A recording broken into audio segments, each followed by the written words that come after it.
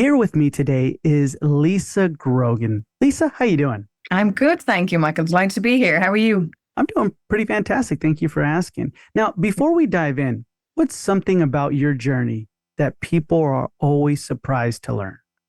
Yeah, people are always surprised to learn.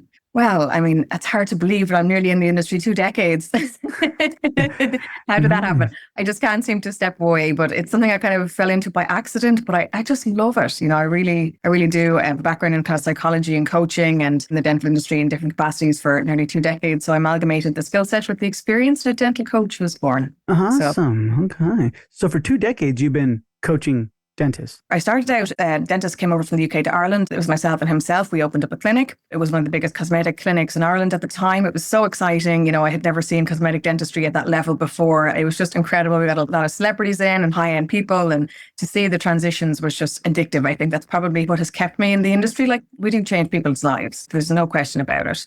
And then I went on to manage a group of 26 clinics around Ireland who provided Invisalign, and then managing a dental corporate, actually Invisalign for Ireland and Northern Ireland for the last few years. And then about a year and a half ago, I stepped out on my own into the big bad world of self-employment. And again, it's an industry I feel needs a lot of support for sure. It's a very stressful environment, although it can be rewarding. I still feel like there's a lot of the business elements that dentists are taught on their journey, and they're, doing their best clinically and stuff like that. But as we know, it takes an awful lot more to make a clinic run, and it changes so fast. When I started in dentistry 20 years ago, it was illegal for dentists to advertise. And to see where it is now, I mean, the clinic has to be a brand, the dentists have to be brand, nearly the people working within the clinic have to be it. So, and that's just one piece of the pie of running a successful dental clinic, but definitely something that we can't ignore. It's so important. Interesting. So throughout this time, if we can narrow it down, your skill set would be specifically what? It's kind of broad. So what I really love is helping dentists understand their business better, because with the fast pace of dental clinic, people end up putting out fires and it's hard to get to the nitty gritty, and they end up working in their business and not on their business. And that's when, finances can go amiss. Like a dentist often say to me, Lisa, my revenue isn't reflected in my efforts at the end of the month. And I don't understand why, because I'm busy and I'm booked up for weeks in advance. That's why people can get, stuck in the trap of perhaps doing a lot of low value work like that. The finances are not being managed properly, that kind of thing. I really enjoy, I suppose, that element of it. Anything from marketing to help with communication. Like, I'm actually qualified in neuro-linguistic programming. So the art of communication is something I'm very passionate about. And especially when you're dealing with patients and in dentistry, it's a very emotional process for a patient. First of all, it's very intimate, right? Somebody's in your mouth. You could be changing something in somebody's face. So there's a huge confidence and trust piece that has to go into that. And then it's, a relationship. You really have to trust that the dentist, their mouth and their face is in the right hands. And it's bridging that communication gap between kind of what the patient wants and what the dentist is imagining that they want. I love helping them bridge that gap, and helps with transparency and expectations and patient outcomes at the end of the day. So there's just so many elements. Yeah, I even do some training courses as well, actually, in leadership and treatment coordinating, reception, all that kind of lovely stuff. So a bit of a holistic approach. That's one thing I do a little bit differently is I'm fascinated by mindset. I do mindset coaching. And it's not something that I think is spoken about too much in dentistry, but it affects every aspect of the business, any business, right? I'll give you an example. So say if somebody's belief systems around money, or if a particular way, maybe as a child, they were told money doesn't go on trees, as we're all told at some point, and they have quite of a fixed mindset in relation to like high value work. Say they're doing, the normal routine dentistry over a long time, and then they do something like Invisalign. They've gone from charging perhaps on average €200 to 4,000, 5,000. And that's a big gap mentally to kind of have those conversations with the patient. So what's happening is dentists are going to the trouble and expense of going on all these courses to increase their revenue, that they struggle to get the patients in and convert them or even open up the conversation. So there's a big gap there, I feel. So you really have to coach people around their mindset in relation to what opportunities can open up in their business. Gotcha. Okay. You mentioned a lot of things. Like you mentioned psychology, you study that, Yeah. multilinguistic, and then also conversations and mindset. So you're honing in on a lot of the important stuff, communication, right? So let's talk about that. Let's dive into a little bit more. If somebody's listening to this today, a practice owner, dentist, and they want Yeah. to increase treatment acceptance by at least 10 to 20% tomorrow, let's talk about that. So most dentists, they think if a patient says, I'll think about it, it's because of money. But in your experience, what exact words or phrases are dentists saying that make patients decide to walk away rather than move forward with treatment? Yeah, and I have seen that quite a bit. Even something as a gesture. can put patients off. What I say to people I work with is, if patients have gone to the trouble of phoning a clinic, walking in to have that appointment, they are serious, because we are all busy people. Mm-hmm. So trust me, they have done their research online. They've liked whatever they've seen. So if they've rang the clinic and have attended, they are ready to go ahead. So if they don't at that point, I know we can often assume, oh, it's just down to finances. Often it's not. Okay, maybe patient was confused by options. As I say, if you confuse, you lose. Mm-hmm. So they could be a bit overwhelmed by the options. If people aren't using visual tools, for example, like scanners or, intraoral cameras, or my clients are so sick of me saying before and afters, but they build trust and rapport with the patient, even before they come into the clinic. I used to always refer people to our website and our social media before they came to the clinic, to build that trust with patients before they come in. And if it's left to the end point, I do like a few set conversion steps. And one of them obviously is when the patient is in the chair. If the conversation's only starting there, it's so much harder for the dentist to bring up these conversations about high value work and then convert the patient. Whereas if they're seeing touch points along the way, so website, social media, they're talking to the receptionist, maybe a TCO, your smile assessment form. By the time they get to the dentist and they're seeing their teeth up on a big screen, they're nearly selling the dentist the treatment. Mm-hmm. And that's what we want to get to the point for the dentist, to make their life a lot easier. So you mentioned set conversion steps. What are those steps? Yeah, for me, it's a little kind of framework that I work off, because I'm very passionate about conversion. Because again, I know that patient is serious about having work, so we need to fill in those gaps of why they don't. And then for the dentist, we need to make sure that their chair time is being taken up with people who are happy to go ahead, rather than wasting each other's time, we could say, at the end of the day. So social media or website is just key. I mean, patients were always a little bit shoppy, but now more than ever before, they are looking around. And if you are not showcasing your work properly online, you will lose a patient, and you'll even lose current patients. I have dentists saying to me, Lisa, my patient of however many years has gone somewhere else for Invisalign, for example. I know I'm using Invisalign a lot. Okay, well, let's take a look at why that might be. There'll be no mention of it on the website, there'll be nothing on social media, no imagery or marketing material or anything, posters when they come into the clinic, because internal is important too. No smile assessment form, and the conversations wouldn't be happening. So people are going in for a checkup, they're leaving with a checkup, and then it just takes for them to see something shiny online that somebody's advertising an offer, and that patient is gone. That is happening all the time, and it is such an easy fix. Yeah. Gotcha. So the conversion steps are specifically... So the online, so social media and website, and make sure they're aligned.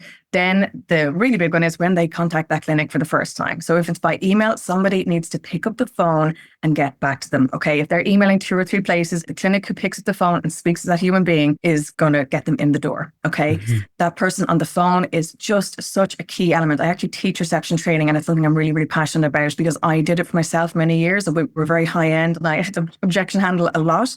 So I know the skills that it takes to convert that patient on the phone. They need to feel trusted. They need to build rapport. That patient needs to feel that they are confident going to the right clinic, and it's up to that receptionist to build that trust and that confidence in that patient. Communication is a huge piece for that person. And then when they come into the clinic, say for their first consult, whether that's with a treatment coordinator or the dentist themselves, something as simple as a free smile assessment form.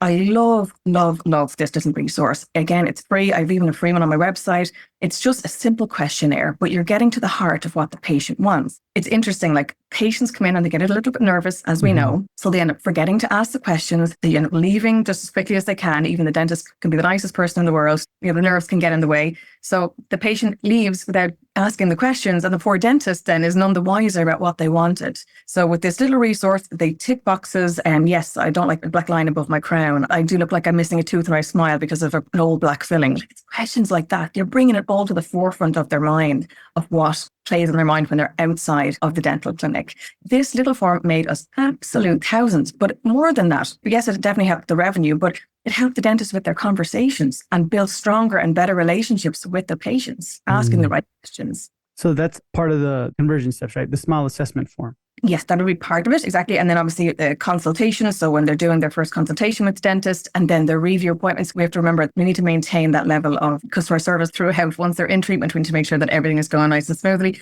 to the point where they get to the last step, which is referrals. We want patients to refer more patients in the door, because what we know about referral patients, they come in trusting. They come in with a more positive attitude. They're easier to deal with. They have a good knowledge of what needs to be done, good knowledge of the pricing. So again, the dentists aren't fighting with Dr. Google coming in saying, my friend got this and she was really happy with this place, and she's seeing you and she had a great time with the nurse. And It's just a nicer experience for everybody in the clinic. Once those pillars are hit, it makes life easier for the team, the dentist, and the patient. So that's like about how many steps then? For mine, I think it's actually 7 steps. Okay, gotcha. Perfect. And then you mentioned referrals. How do you ask for referrals? I know people are a little bit shy about doing this, but I cannot recommend it enough. There's definitely things that people are looking for on social media, and social proof is one of them. So when you're asking for referrals, first of all, be brave, right? If I was sitting somewhere and I was having a treatment done and the dentist turned around to me and said, Lisa, I'm actually really happy with your results. I really think it turned out really well. Would you mind if I took a picture of you or put it on social media? I'm like, yes. So again, it comes back to beliefs, believe that, you're putting a patient out. They can be really honored to be asked that you're really happy with what the results turned out. So be brave. A great time to ask a patient is when they have that fit done, depending on obviously what they have done. If there's inflamed gums, wait until the review appointment. But ask them when they have, say, for example, getting the braces off. That's a big wow day for them. We take it for granted because we see it a day in, day out. But when the patient gets to the end of that treatment, we need to jump on that moment and that really authentic, happy feeling that they have when they get their braces off or veneers fixed or composite bonding done. It's really handy to have one of the little Google reviews on the reception desk and get your team involved. Really, you've got to push your reception team to get those Google reviews, again, while those patients are in. Some clinics, they send an email afterwards to the patient. Look, people's lives are busy. I really think you need to capitalize on that when they're in the clinic and they're in that kind of headspace. So I suppose be bold, be brave. And again, it's good to say to the patient, listen, we got a lot of nervous patients in the door here, and get somebody to hear your story, I think would really help them make that decision to come in to see us and have the treatment and smile with confidence. So would you mind leaving us a quick review? That's human, right? I like that. Okay. So then if we rewind a little bit and we go back to the treatment acceptance, we're trying to increase it 10 to 20%. Yeah. We know the conversion steps now, but what is one specific phrase we should stop saying when presenting treatment? And what should they say instead to build trust and urgency? So one question I love, an open question, and it's on this form, is if I had a magic wand, what would you change about your smile? So you're really getting into the patients, I suppose, psyche, getting a little bit creative and gets them thinking. What would put them off? And I often see this. So the patient's kind of happy enough with what they've heard. Then they go down to reception and somebody says something like, okay, sure, look, you go home and think about it. No. No, they are ready. They're in that space. Let not assume that they want to go home and think about it. Say, great, when will we get you booked in to get you started? Just assume that it's happening. And that's not bold at all. I did it myself for years and I never, ever had a patient hesitate. They're coming in, they're serious. So we got to assume that they are going ahead.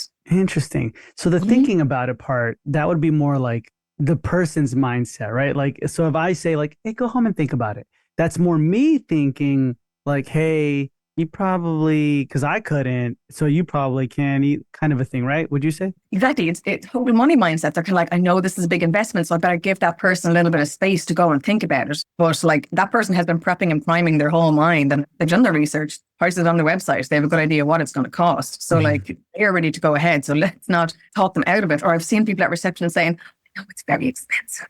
But like, again, that is that person mindset. The other person will be like, is it? Oh, maybe I should shop around and get other prices. You just don't know how these very small, simple little things can impact somebody else's belief system and experience. Just keep it positive. Patients want to be inspired.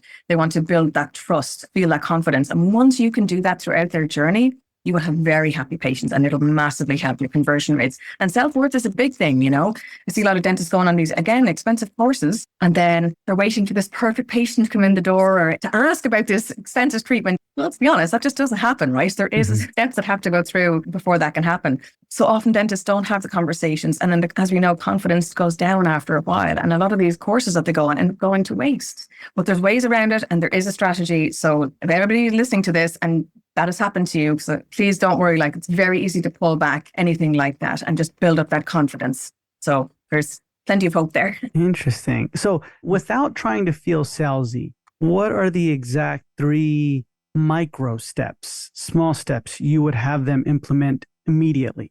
Number 1, visual tools. Visual tools, visual tools. Patients only take in so much auditory. But once they can see it, they can see themselves with that smile. So again, if people have scanners, fantastic. I know the Ontario has like an outcome sim where you can see like the face and with the teeth in. How reassuring is that for a patient, right? They're handing over thousands, but they can actually see what their outcome is going to be. That is such a valuable tool for patients. If someone doesn't have the funds for a scanner, they could even collect the before and afters that their current patients have and have them in a folder on their desktop and have them itemized like diastema, crossbite, whatever it is, so that they can click in and give the patient that visual understanding of what the outcome is going to be. It'll also really help with transparency and expectations at the end of the day, and patients saying, oh, I didn't expect it to look like this. Again, communication can be a tough one. Visual tools would definitely be my number one. Two, confidence. Trust that they are going to provide the right patient, and being very clear with the pricing, because, and this again is a common thing, you'll go on someone's website, there'll be one price, you'll come into the receptionist, they'll say another price, you'll speak to the dentist, they'll say another price. Trust. It is breaking down. So clarity around pricing. Please, guys, spend time in your clinic and make sure all of your team are singing from the right hymn sheet, because often there is a mismatch in communication. And like that, if you get a referral in the door from a patient and they're quoted one price and a new patient is second price, again, you can damage your relationship very easy that way.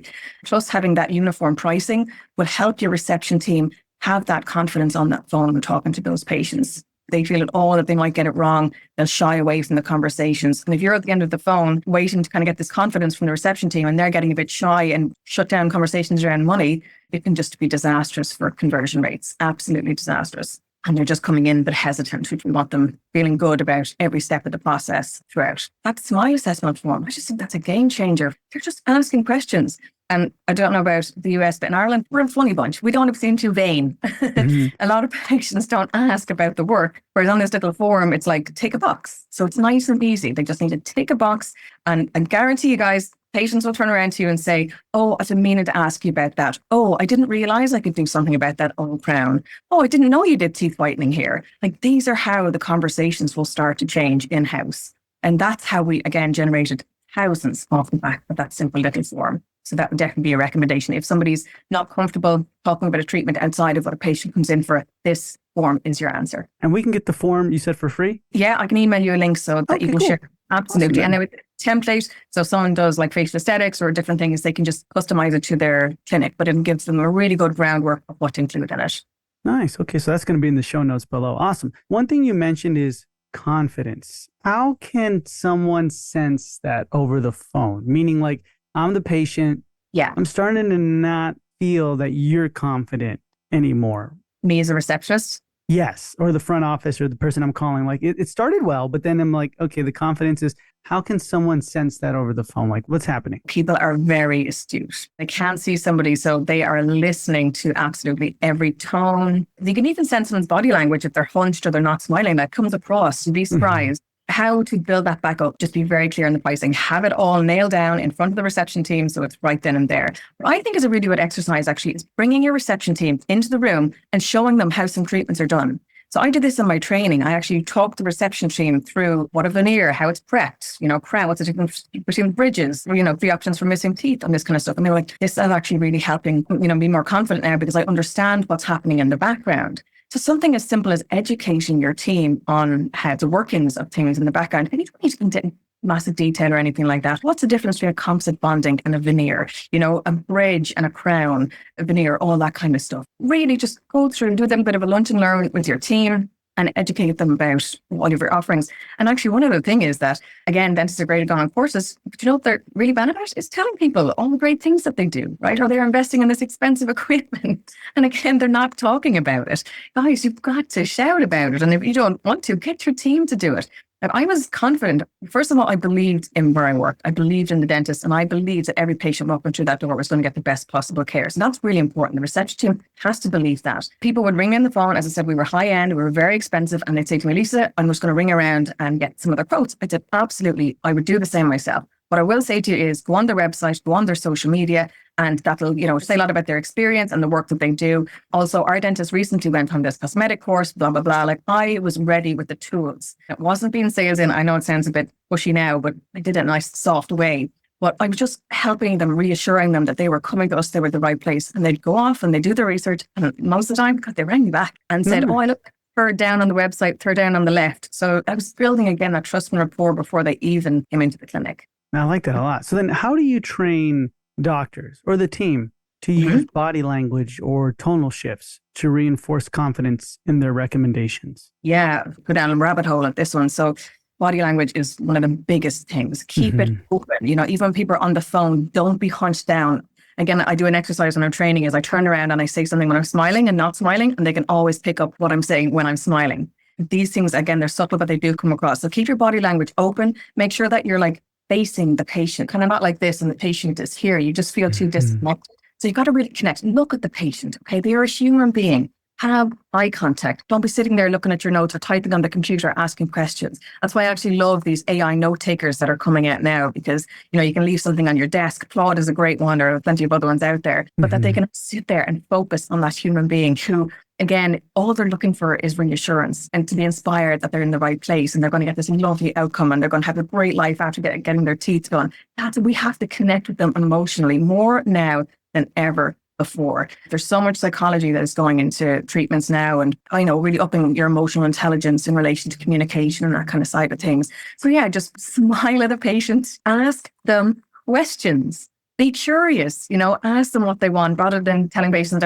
Dentists are actually really good at this now. It's, there's definitely been a lot of change, but like get their opinion, understand them. I don't want to get too heavy here, but like, have you heard of like psychographics? No. So we always used to focus on demographics, which is like, I want to focus on women between the ages of 20 and 45 in a 5-mile radius, and that kind of thing. And this goes for social media as well, what I'm about to say. So now it's very smart. We look at psychographics. So that's somebody's fears, thoughts, beliefs, behaviors, why they're not going ahead. And this is massively affecting their decision process. So say, for example, there's a patient that comes into the clinic. Lovely Mary, she's been coming to us for many years, comes for her checkups twice a year and her cleans, she's great, but her teeth are like chipped and discolored. And, you look at that patient and why isn't she asking us about teeth whitening? Why isn't she asking us about bonding? So we have to get into the psyche of the patient and try to understand what is going on in her world, because we know that she can't be happy going around like that, so represented.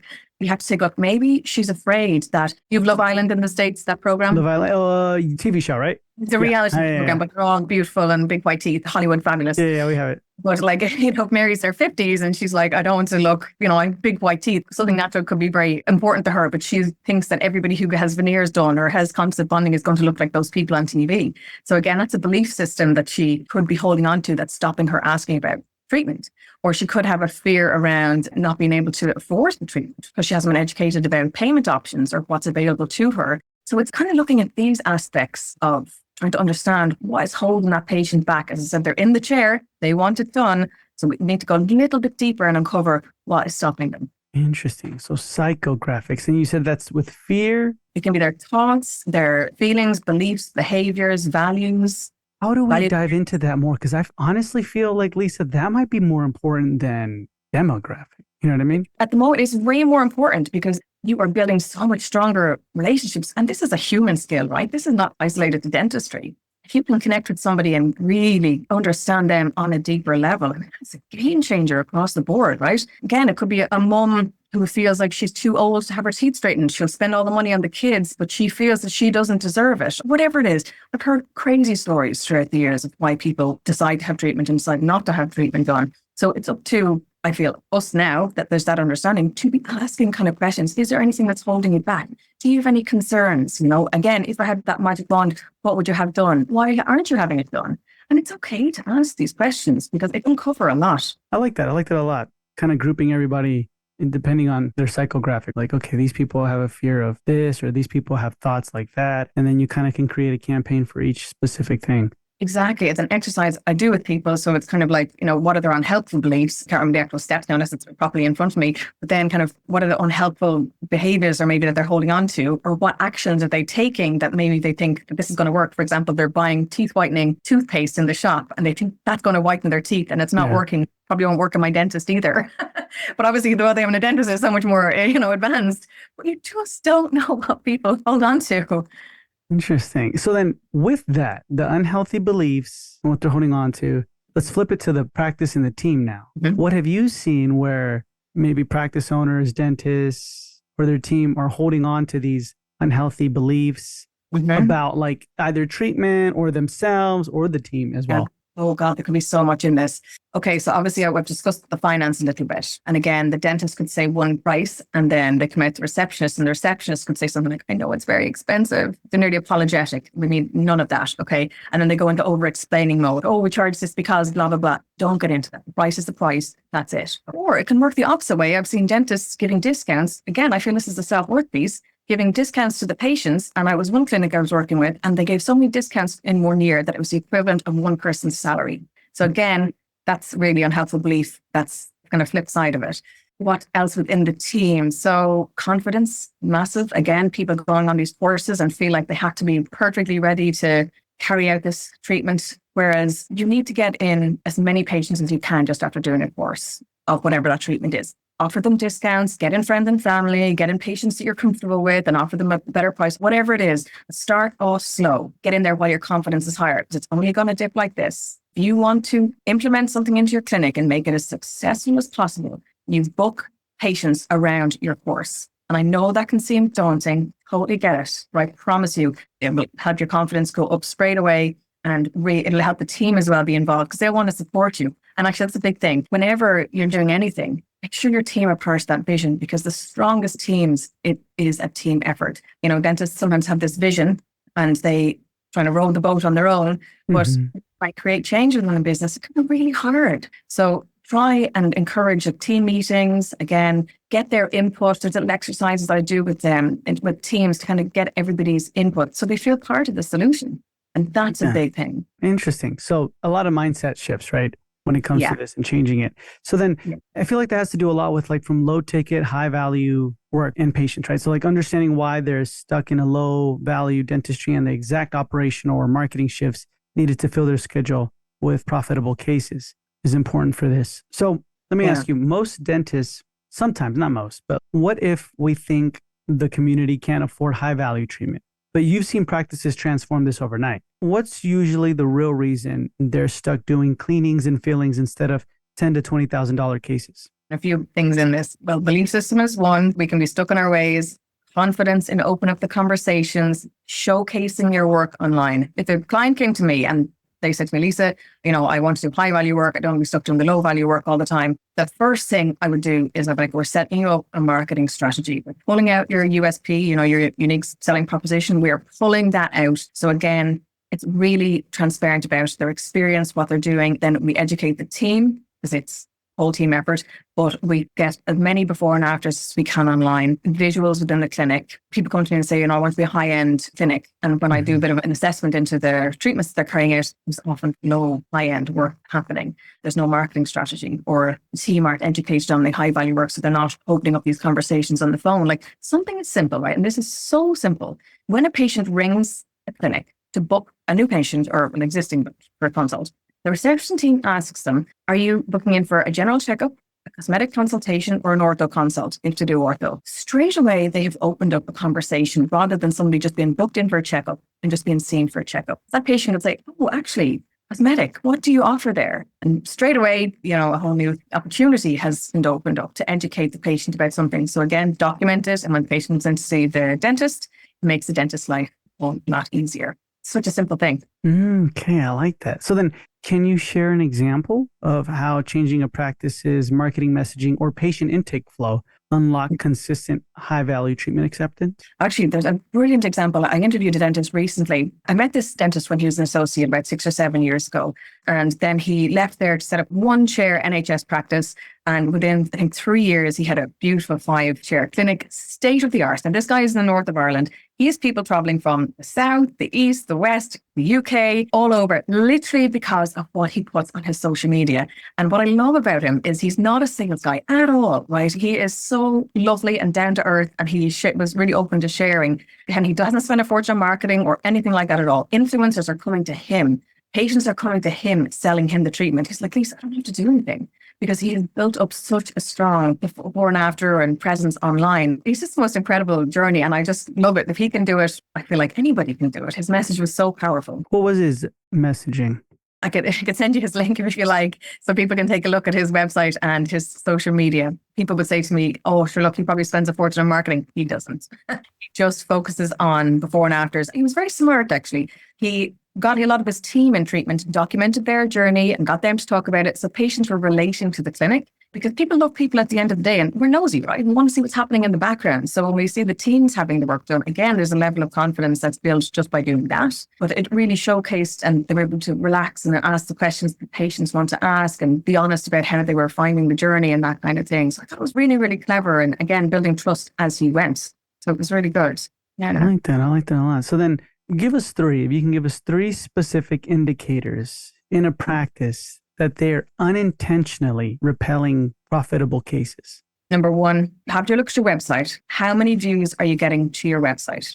And what pages are patients spending time on? Okay. If they're popping on and off your website and not spending time on it, you've got to change content. It could be too language heavy. A lot of social media websites, I feel like dentists are advertising to dentists. We got to make this simple, okay? Because if a patient goes on and it's too heavy, they feel stupid. And so they're like, oh, I'm not going there. So it can be a little bit daunting. So we have to simplify everything. So simplify, and the visuals on top of that is fantastic. So the second one is keep a consultation tracker. I love this little resource. It is so, so powerful. So you're documenting all consultations that come in, any email inquiries. Somebody needs to monitor that. And you'd be able to, again, track your conversion rates. Are people going ahead? Is there not? Why not? Let's, again, not assume that it's all down to money. So there could be a breakdown in the conversations that are happening. And we have to be honest with ourselves, right? Feedback is a gift, good or bad. And if patients are not taking action and going ahead, that in itself is feedback. We're all human. We can all change. Maybe you're over-explaining, or the financial side of things isn't clear, or the patient is confused by their options, or maybe it wasn't really clear and that's why transparency throughout the process is just brilliant. Because the biggest things happen when things aren't consented properly, or things are just a bit confusing around finances and payment options and that kind of stuff. Okay. So number one would be website simplicity. Keep it simple. Two would be consultation tracker. Consultation tracker. And three, then when they're actually having that consultation, again, monitor what conversations are actually happening. I'm kind of overlapping here because it's all in this tracker, but it has what patients came in for. And then it also has what is being discussed. And when I look at it and I'm like, okay, they were in for checkup, but why there's no cosmetic work, being discussed here. So you can see very quickly what conversations are not happening. So that would be the third one. So we need to look at ourselves and think, oh, I probably could open up some of these conversations, because again, when I'm looking at these trackers and I'm like, are you honestly telling me that all of these patients that come in would not have benefited from some cosmetic work? And then the faces drop and they're like, oh, okay, right. I can see now it's me now opening up the conversations. So how do you deal with that, Lisa? Because I feel like we can create the systems, we can do all this, but if there's those team members, you know what I mean? They're like, no, Lisa, it's not working. No, Lisa, this is not happening. And you're in your mind, you're thinking, is it not working, or are you not working? Kind of a thing, right? How do you motivate that person who's they're not motivated at all, but they want to go against it almost? You have to get to the root of what is happening there. And it's about having a very honest and open and safe communication with that person, that dentist. Okay, well, 10 patients went in to see you and none of them had cosmetic work. 10 patients went to this dentist and they've had all of this work done, right? Okay, so if you can use black and white examples, not assumptions or anything too airy-fairy. Say why do you feel there's been no cosmetic work coming in? Get them to kind of tease it out, because then they'll find it's a confidence issue. Yeah, it's a self-worth and confidence issue, or it's a massive part of it. If the dentist, I'd say the practice owner, can understand at that point, something as simple as a training exercise or to go on a course can really help. But you can't support somebody properly if you don't know what the root of the problem is. And I think we can often kind of put the head down and just get on with things and just assume that person is just not interested. But there could be something lying deeper. And again, this is into a counselling session, but I really cannot stress how important having this open, safe communication is. I like to think that if anybody's working in a clinic, they all want to be happy where they work, right? They want to do their best in their job and they want to do best by the patient. We do just have to be a little bit more patient with each other, understanding and compassionate for sure. So try and understand why that person is behaving in that way. Gotcha. So try to understand them. Okay. So then for listeners who want to start attracting, let's just say implant or Invisalign or full mouth rehab patients, what would be your first actionable marketing or system change this week? If we're hey, Lisa, I want to do it. I want to start making more implants this week, attracting it. What would you tell them to do this week that they have to change? Sit down with your team, get your before and afters ready. I remember my boss used to be texting me even a few years after I left and be like, who's that patient? What's that person's name that came into us for blah, blah, blah? And I'd be like, dumb. And I'd have the name. He's like, how do you tell whether it's just their teeth? Your team will think of patients. But you remember this person had a great result or that person. So just sit down with your team, nice team meeting or whatever, and write down a list of great before and afters. On your website or your social media, you could do Transformation Tuesday and do like veneers or composite bonding. And then on the Thursday, you could do teeth straightening or whatever. So mix it up a little bit. So that'd be number one. Actually, nearly before that, sit down and think, what do I enjoy doing? Why do I enjoy doing it? What are the questions that patients ask around these treatments? Because all of that is so golden for marketing. We can be tempted to stick up a picture of our opening hours or Halloween pumpkin with our false teeth on or whatever. But like, it's landing with nobody. You've got to emotionally connect with patients online. And so listen to what questions patients are asking about the different treatments and really tap into that. But first, understand what makes you happy. What can you look forward to doing when you go into the clinic every day? From that, then get your before and afters ready. Educate your team and then just start pushing it online and you will see a difference quick. Yeah. Okay. You mentioned something, emotionally connect with potential new patients online. How do we do that, especially on social media? Because not everybody's like posting their fears of dentistry online, right? Like, what are we looking for specifically? So a few ways of doing it, but the big thing is you've got to take the patient on a journey, okay? So even if you just post a before and after, you could say, Michael came into us on this day. He was covering his mouth when he was smiling. His head was down. He couldn't really understand what he was saying and his smile had been bothering him for many years, but he was getting married and he decided now was the time. To keep the look natural, very important to him after having a conversation. That was something that he really resonated with. So we just chose to have the straightening and the bonding route to align with his values. Now, Michael is 6 months down the road. He's already smiling when he comes in. There's no hand in front of his face. And he's already referred his future wife to be in to have her teeth whitened for her big day. I say to people, behind every patient is a story. It's just a matter of finding out what those stories are. It's even a gentleman that came into us years ago, and very similar actually to what I've just said there now. He educated people and he was front facing. And I remember thinking, how is that man talking to people? Because he was like this. I couldn't understand him. Say, this is a reception desk. He talked to me like this. I mean, no confidence. Absolutely zero. And by the end of it, he'd be like, see you now, girls. Okay, I'm back in a couple of weeks. What are you doing for the weekend? Absolutely beaming. So to tell those stories online is really how you connect and how a person will think, this clinic deals with what I'm worried about. And they deal with this day in, day out. Okay, this deal feels like the right fit for me. So instead of having like just before and after pictures, it's more dynamic in the sense of you put the camera, you're recording, you're saying like, hey, so Michael came to us. And then now like you see, I guess, pictures of them as I'm talking, or like, a video of them, of their before, embarrassed or whatever. And then you kind of show their work getting done. And then you show their confidence like afterwards. And then you're saying like, hey, now they're wedding and kind of a thing. Exact nice wedding photo at the end. Yeah. You can do it in a few ways. If you can get that patient to do a video testimonial, gold. Okay. So authentic, so real. If the patient is not that comfortable, maybe they can just do a written testimonial. And then in the captions below that, you can tell your own story to it. Another way of doing it like that, just before and afters. And again, just getting creative with the captions. The dentist can talk about it, or somebody in the team can talk about it, just explaining, we had this patient in, maybe show it before, and then at the end, after they've been talking. So there's always ways you can kind of mix and match these kind of elements. Or like, the carousels where you can just like flick across. This patient came into us today, really excited to tell you about their journey, or have that hook. That's actually really important, is to have that hook.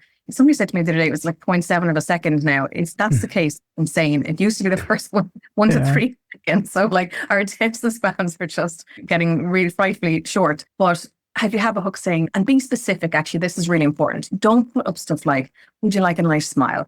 Who is that resonating with? Nobody. Who all wants a nice smile? That is landing with nobody, let me tell you. But if you put something up like, do you dread when somebody takes out a phone to take a selfie? Like you're missing a tooth because your tooth is behind another tooth, or that black filling has gone so dark that it just looks like you're missing a tooth. You can build the language around that. How specific is that to a person's pain point? Like, there's people out there feeling that day in, day out, and you'd see them like this. You can see it in pictures. I used to be a little bit, I won't say cheeky, because I did it in a nice, respectful way, but we used to work with a lot of influencers, and I used to go through their social medias and I'd look and I'd see it. And I was like, this person is all over her Instagram, but she's not smiling in any of her pictures. So I'd email them. I'm like, hi, my name is Lisa. I work in blah, blah, blah.